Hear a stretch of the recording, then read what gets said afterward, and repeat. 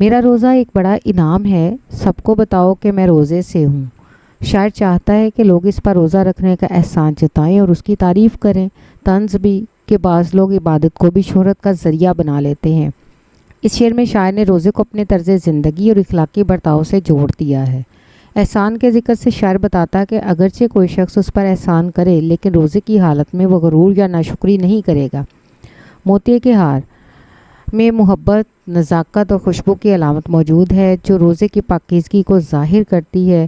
روزہ انسان کو عاجزی، شکر گزاری اور نرم خوب بناتا ہے۔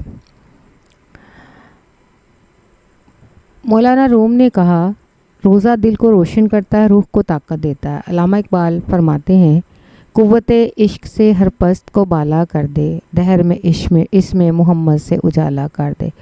یہاں عشق و عبادت کی طاقت کو روزے کی کیفیت سے جوڑا جا سکتا ہے۔